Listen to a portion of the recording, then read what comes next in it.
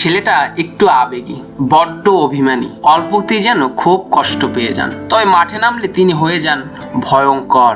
তখন শুধু বলারদের কচুপেটা করতেই পছন্দ করেন। এতক্ষণে নিশ্চয়ই বুঝতে পারছেন কার কথা বলছি বাংলাদেশের ক্রিকেটার, সর্বকালের সেরা ব্যাটসম্যান, ড্যাশিং ওপেনার খ্যাত বুম বুম তামিম ইকবালের কথা। তিনি তার কোটি ভক্তের মনে ব্যথা দিয়ে শুক্রবার এক ফেসবুক পোস্টের মাধ্যমে চূড়ান্তভাবে আন্তর্জাতিক ক্রিকেট থেকে অবসরের সিদ্ধান্ত জানিয়েছেন। এর ফলে আসন্ন চ্যাম্পিয়ন্স ট্রফিতে তার খেলার যে সম্ভাবনা তৈরি হয়েছিল তা একেবারেই ফিকি হয়ে গেল। হয়তোবা আর কোনোদিন লাল সবুজের জার্সিতে তাকে মাঠ মাথাতে দেখা যাবে না, কিংবা গ্যালারিতে তামিম তামিম ধ্বনি আর শোনা যাবে না।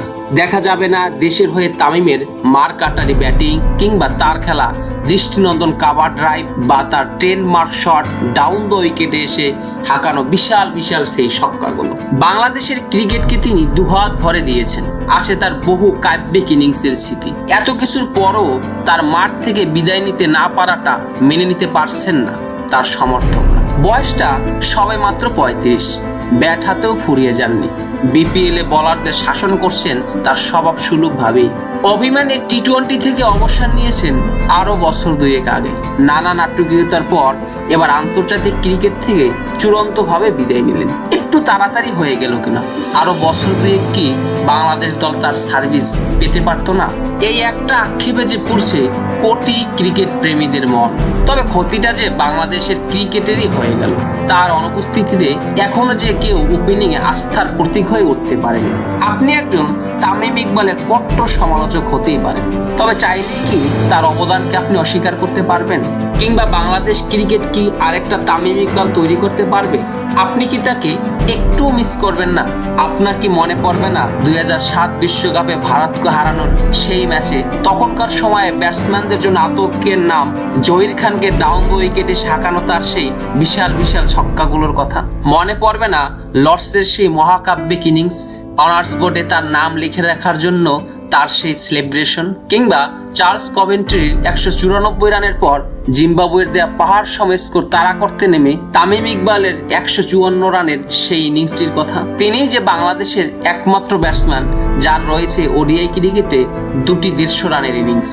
বাংলাদেশের হয়ে করেছেন সব ফরম্যাটে সেঞ্চুরি, আছে সর্বাধিক রানের রেকর্ড। আপনার কি মনে পড়বে না 2012 এশিয়া কাপে টানা 4 ম্যাচে 450-র পর তামিমের আঙ্গুল উঁচিয়ে সেই সেলিব্রেশনের কথা? কিংবা 2017 চ্যাম্পিয়ন্স ট্রফিতে তামিমের সেই আগ্রাসী ব্যাটিং?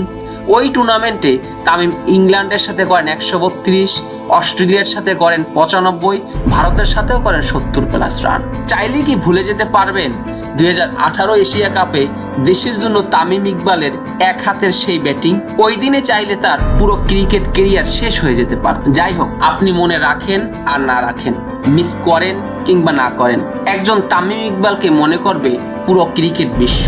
কারণ বাহাতি ওপেনারদের ভিতর ক্রিস গেইলের পর তিনিই বিশ্বসেরা। তামিম ইকবাল মাঠের ক্রিকেটে না থাকলেও আমাদের মনের ভালোবাসার স্মৃতি হয়ে থাকবে।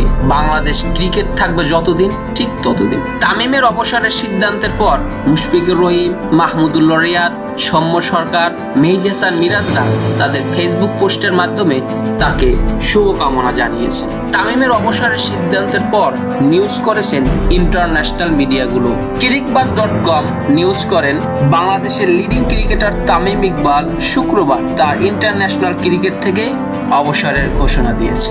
ESPN পোস্ট করেছেন দ্বিতীয়বারের মতো তামিম ইকবাল ইন্টারন্যাশনাল ক্রিকেট থেকে অবসরের সিদ্ধান্ত নিয়েছেন। এর আগে জুলাই 2023-এ এক ইমোশনাল প্রেস কনফারেন্সে তিনি তার অবসরের সিদ্ধান্ত জানিয়েছিলেন। ফ্রান্স 24 তারা নিউজ করেছেন বাংলাদেশের সাবেক অধিনায়ক তামিম ইকবাল ইন্টারন্যাশনাল ক্রিকেট থেকে অবসরের সিদ্ধান্ত নিয়েছেন। তামিম ইকবাল বাংলাদেশের হয়ে সর্বোচ্চ রান সংগ্রহ। রয়টার্স লিখেছেন বাংলাদেশের সাবেক ওয়ানডে অধিনায়ক তামিম ইকবাল ইন্টারন্যাশনাল ক্রিকেট থেকে রিটায়ার করার সিদ্ধান্ত নিয়েছেন। দ্য ইন্ডিয়ান এক্সপ্রেস তারা নিউজ করেছেন বাংলাদেশের সাবেক অধিনায়ক তামিম ইকবাল খান ইন্টারন্যাশনাল ক্রিকেট থেকে অবসরের সিদ্ধান্ত নিয়েছেন এবং চ্যাম্পিয়ন্স ট্রফিতে খেলার সম্ভাবনা তিনি উড়িয়ে দিয়েছেন। তামিম ইকবালের অবসরের সিদ্ধান্ত নিয়ে ফেসবুকে করা তার পোস্টটি হলো, আন্তর্জাতিক ক্রিকেট থেকে দূরে আছি অনেকদিন ধরেই, সেই দূরত্ব আর খুঁজবে না।